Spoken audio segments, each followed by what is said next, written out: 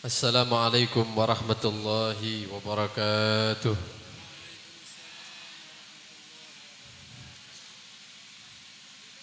Bismillah walhamdulillah.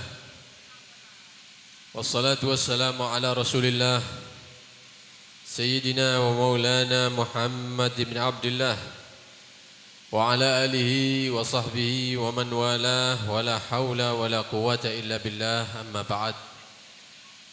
Alhamdulillah, puji syukur kehadirat Allah subhanahu wa ta'ala. Di malam yang mulia ini kita ditakdir kumpul dalam satu majlis yang mulia, yaitu majlis peringatan kelahiran Nabi besar Muhammad sallallahu alaihi wasallam. Mudah-mudahan berkat majlis-majlis seperti ini Allah subhanahu wa ta'ala menumbuhkan rasa cinta kita kepada Nabi Muhammad. Mudah-mudahan berkat majlis yang seperti ini Allah subhanahu wa ta'ala nantinya mentakdirkan kita untuk bisa memandang Nabi Muhammad sallallahu alaihi wasallam. Dan mudah-mudahan berkat majlis seperti ini kita nanti mendapatkan syafaat pertolongan Nabi Muhammad sallallahu alaihi wasallam. Amin Allahumma amin Allahumma amin. Hadirin hadirat yang dirahmati Allah subhanahu wa ta'ala, dalam satu hadis Nabi sallallahu alaihi wasallam bersabda, "Ahibbullaha lima yaghzukum bihi min ni'amih."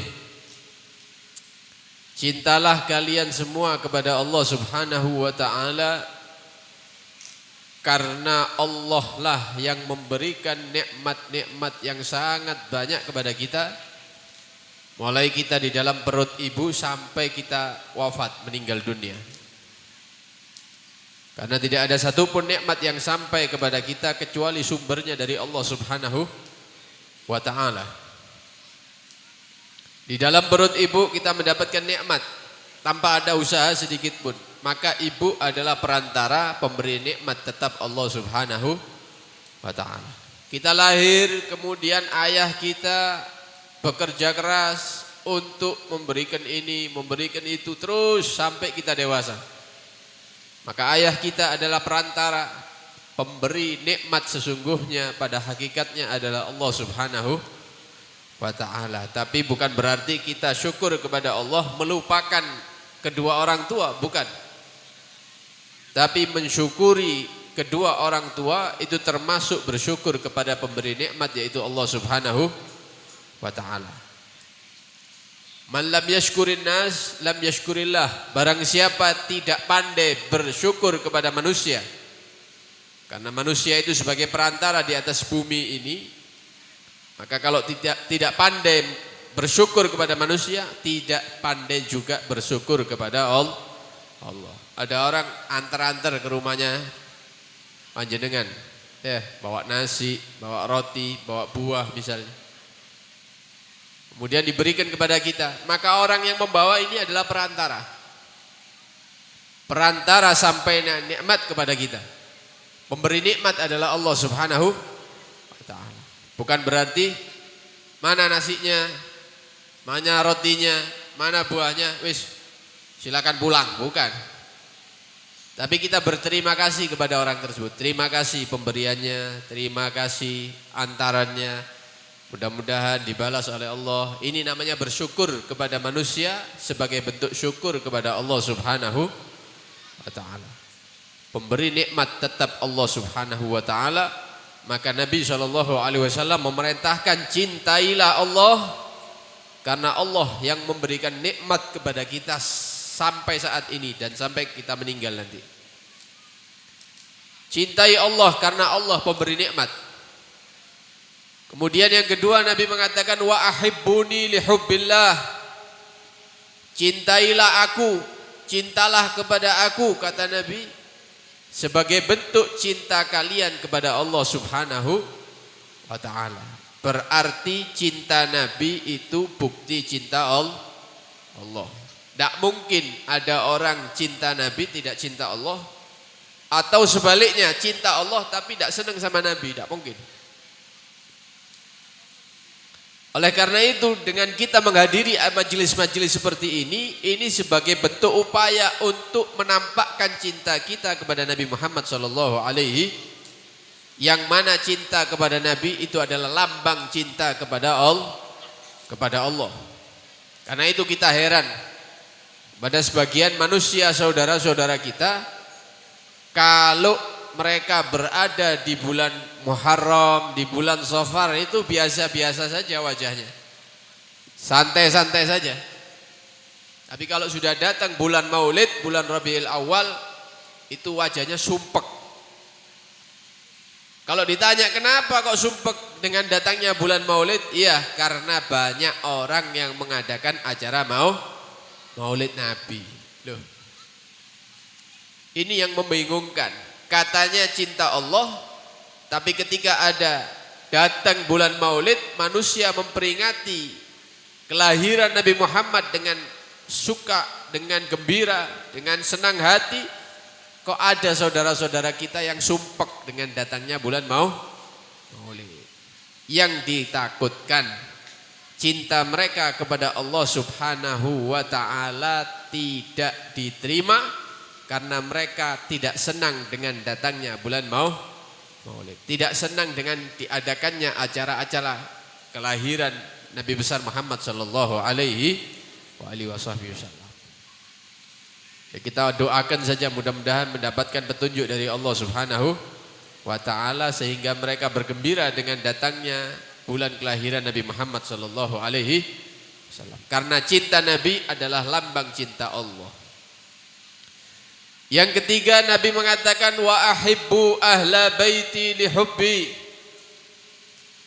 Cintalah kalian semua kepada keluargaku, kata Nabi, karena cinta keluargaku itu termasuk cinta kepadaku.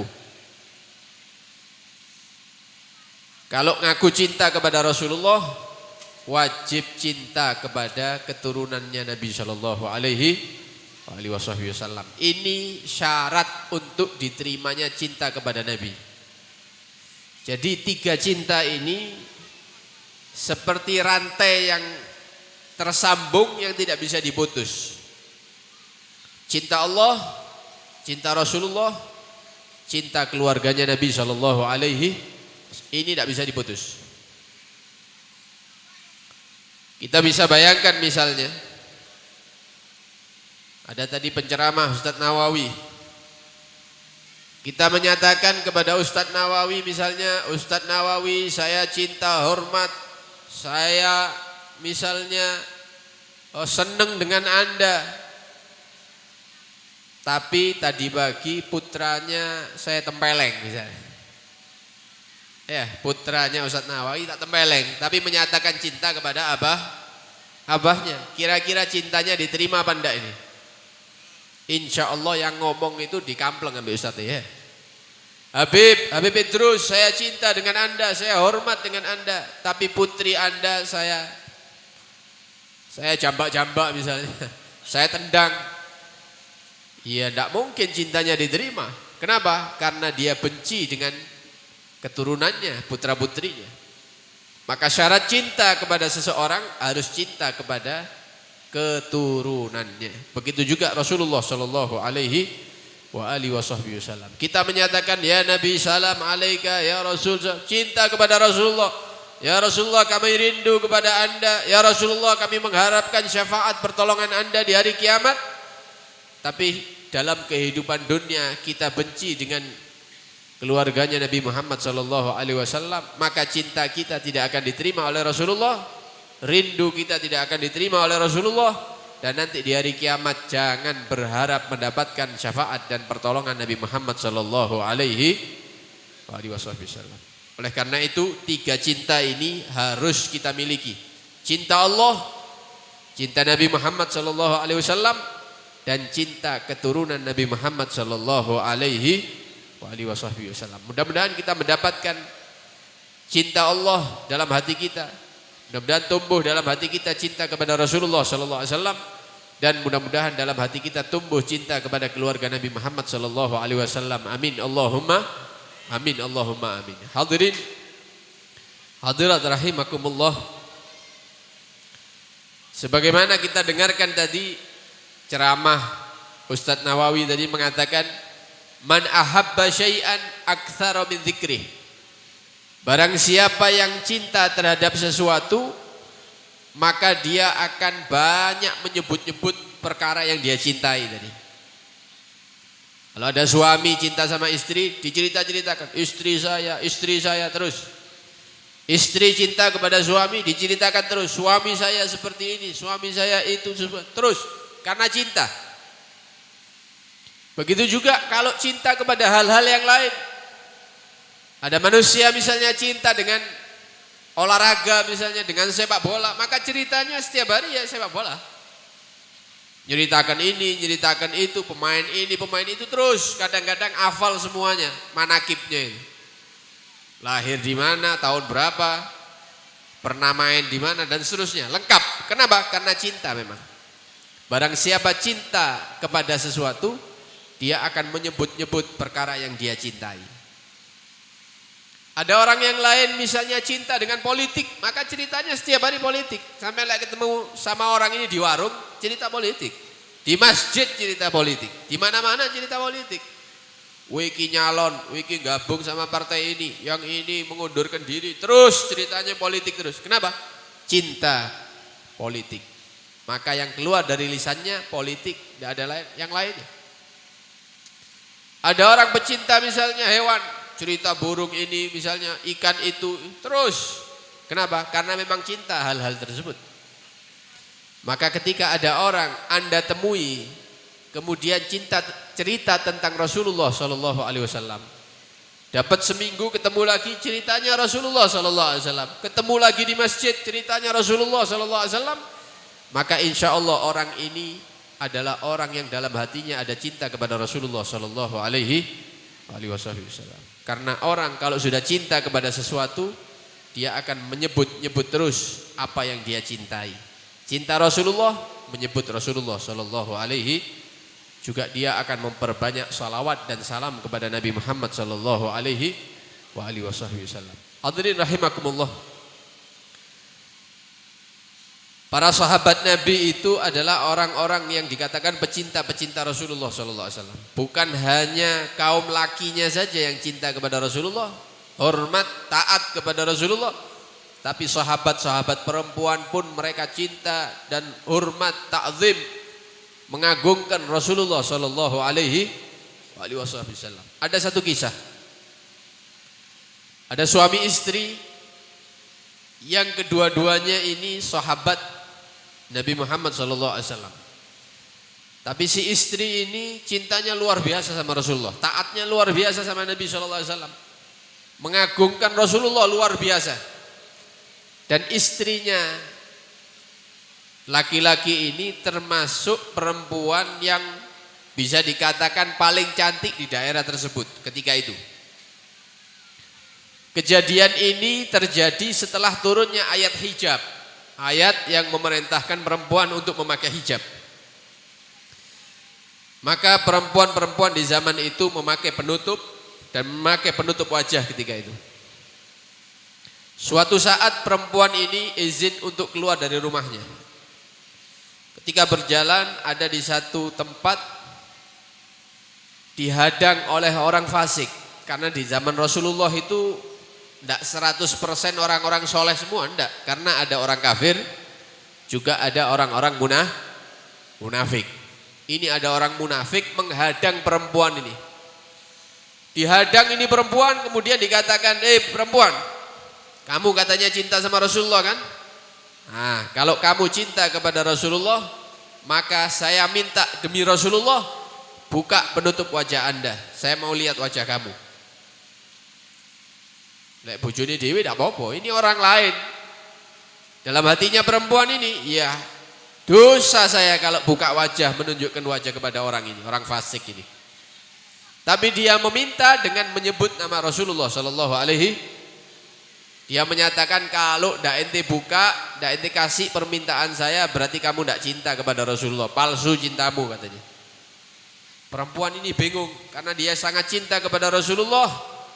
Akhirnya penutup wajahnya dibuka, Dipandang wajahnya oleh laki-laki fasik tersebut, kemudian perempuan itu menutup kembali dan lari sambil menangis. Boleh nangis ini perempuan ini. Pulang ke rumahnya. Setelah itu suaminya datang. Dilihat istrinya nangis. Ditanya, "Dik, kenapa kok menangis?" "Iya, Mas. Tadi saya keluar, saya ketemu dengan orang fasik dan seterusnya." Diceritakan. Dia meminta untuk supaya saya membuka penutup wajah saya, meminta dengan nama Rasulullah sallallahu alaihi wasallam. Katanya kalau udah tak buka berarti saya tidak cinta sama Rasulullah. Kata suaminya, "Terus kamu buka penutup wajahnya?" "Iya, Mas, saya buka." Bingung bojone iki. Iki sing bener iki, sing dilakoni bojoku iki bener apa salah? Akhirnya ya sudah. Kamu tunggu sini, saya mau sowan kepada Rasulullah, saya mau tanya masalah itu. Berangkat si laki-laki. Menuju Rasulullah sallallahu alaihi wasallam, maka dikatakan, "Ya Rasulullah, istriku melakukan hal ini diceritakan." Karena dia menyatakan membuka itu karena rasa cintanya kepada Anda. Kalau tidak dibuka, dibilang cintanya palsu, dia takut. Akhirnya dibuka itu menutup wajah. "Bagaimana ya Rasulullah?" Kata Rasulullah begini, "Kamu sekarang pulang, kamu tuntun istri kamu, kamu ajak ke tempat pembakaran itu. Ada tempat pembakaran di sekitar rumah itu. Seperti open begitu ya. Katakan kepada istri kamu, demi cintamu kepada Rasulullah, lemparkan diri kamu ke dalam api itu. Kalau kamu cinta masuk. Kalau tidak cinta ya jangan, berarti palsu.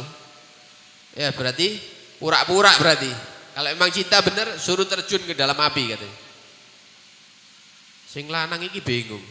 Ya, saya ini lapor kok tambah dikasih tugas yang sangat berat. Ya. Iki bojone sik kait kawin, paling ayu maning sak desa ya. Dikongkon masuk ke dalam api. Lek bojone sumur swidak insyaallah ridho. Ini masih muda. Perempuan paling cantik di daerah tersebut kemudian disuruh masuk ke dalam api neraka. Ke dalam api yang membara.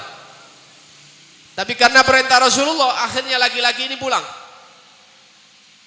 Pulang kemudian mengatakan, "Sudah saya ceritakan kepada Rasulullah." Apa katanya Nabi? Katanya Nabi, "Kamu disuruh masuk ke dalam api. Demi cintamu kepada Rasulullah SAW, lemparkan dirimu ke dalam api." Maka kata istrinya, "Mas, saya mau, tapi saya minta waktu. Saya mau bersih-bersih badan, saya mau pakai pakaian yang paling rapi, mau pakai wangi-wangian sehingga saya meninggal demi Nabi itu dalam keadaan yang paling sempurna," katanya. "Oh ya sudah, silakan, siap-siap ini perempuan. Pakai pakaian yang rapi, kemudian pakai wangi-wangian, kemudian dituntun sama suaminya. Katanya, "Ayo Dik, kalau kamu memang cinta kepada Rasulullah, masukkan diri kamu ke dalam api itu." Langsung masuk itu perempuan ke dalam api dan pintunya tertutup. Pintu pembakaran itu tertutup. Masuk beneran, dikira tidak mungkin berani ini perempuan.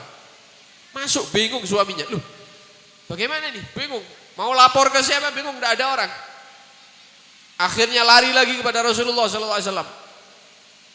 Sampai kepada Rasulullah, "Ya Rasulullah, istri saya masuk ke dalam api ya Rasulullah." Sudah masuk, sudah ya Rasulullah. "Mati ya Rasulullah." Sudah selesai. "Meninggal istri saya ya Rasulullah." Katanya Nabi, tenang. Kamu buka pintu itu. Tempat pembakaran itu pintunya kamu buka. Kemudian kamu teriak, istriku, keluar dari dalam api." Maka balik laki-laki ini ke sana.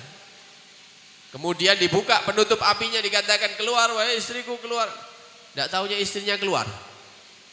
Keluar dalam keadaan tidak tersentuh api sedikit pun, satu helai rambut pun tidak terbakar. Baju yang dia pakai tidak terbakar sedikit pun, tidak ada bekas-bekas gosong, tidak ada sama sekali. Bingung suaminya melihat kejadian ini. Kemudian menceritakan kepada Rasulullah. Apa kata Nabi SAW? Nabi mengatakan, "Sesungguhnya manusia yang di dalam hatinya ada rasa cinta yang besar kepadaku," kata Nabi SAW, maka jasadnya haram, dilarang untuk disentuh dengan api, walaupun api nanti di api neraka Allah Subhanahu wa ta'ala. Subhanallah. Berkat cinta yang luar biasa yang ada dalam diri perempuan tersebut, tidak ada satu helai rambut pun atau bajunya dia yang dia pakai yang terbakar ketika itu. Berkat cintanya kepada Nabi Muhammad sallallahu alaihi wasallam. Oleh karena itu, hal yang bisa menyelamatkan kita dari badan neraka Allah Subhanahu wa taala yaitu rasa cinta kita kepada Nabi Muhammad sallallahu alaihi wasallam. Akan tetapi ya, sebagaimana dikatakan tadi, cinta ini dibuktikan dengan al-ittiba', mengikuti daripada Rasulullah sallallahu alaihi wasallam orang yang kita cintai. Orang yang kita cintai mengatakan apa, kita harus mengikuti perkataannya. Orang yang kita cintai memerintahkan apa, harus kita ikuti perintahnya. Orang yang kita cintai melarang sesuatu, harus kita tinggalkan itu seperkara. Karena kita cinta kepada dia.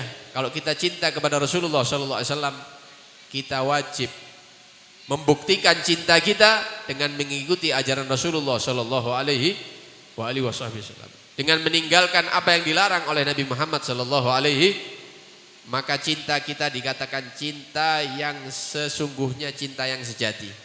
Lek ngomong cinta-cinta tok tapi sholat subuh nih jam 5:30 ya podo ae. Ya. Mangisu sampean sholat jam piro subuh nih? Kalau sholat di masjid jam 4:45, alhamdulillah, berarti ini cinta yang sejati kepada Rasulullah. Tapi kalau cinta sholatnya 5:30 ya itu cinta ini. Katanya orang Madura carpak ini. Cinta bohong ini. Cinta kepada Nabi tapi istrinya membuka aurat, tidak memakai jilbab, dibiarkan. Ya ini bukan cinta. Cinta kepada Nabi tapi putri-putrinya dibiarkan dijemput oleh laki-laki yang bukan muhrimnya, bukan cinta ini. Bagaimana satu keluarga bisa mendapatkan cinta Rasulullah sallallahu alaihi wasallam? Ya, ketika mereka membiarkan putri-putrinya keluar dengan laki-laki yang tidak halal bagi dia. Mohon maaf, kadang-kadang orang tua ini lek anake malam minggu di omah diamui kadang-kadang. Le metuwa kono lho. Nduk, metuwa nduk. Malam minggu iki. Iku kanca-kancane wis metu kabeh sepeda motoran disusul kon ndek kene ae. Padane zaman lawas ae, saiki wis 2022 misalnya. Dolek kanca lanang, cek iso ana sing nyusul. Lho ini keluarga-keluarga yang tidak mungkin mendapatkan cinta Rasulullah sallallahu alaihi wasallam. Nabi melarang beberapa hal. Di antaranya zina, pencurian, begal, minum khamar, obat-obatan, sabu dan yang lain-lainnya. Kalau kita cinta kepada Rasulullah sallallahu alaihi wasallam, kita tinggalkan semuanya itu demi Nabi Muhammad sallallahu alaihi wasallam. Kata Nabi sallallahu alaihi wasallam, la yazni zani hina yazni wa huwa mu'min, wa la yasrik sarik hina yasrik wa huwa mu'min, wa la yashrabul khamr hina yashrabuha wa huwa mu'min.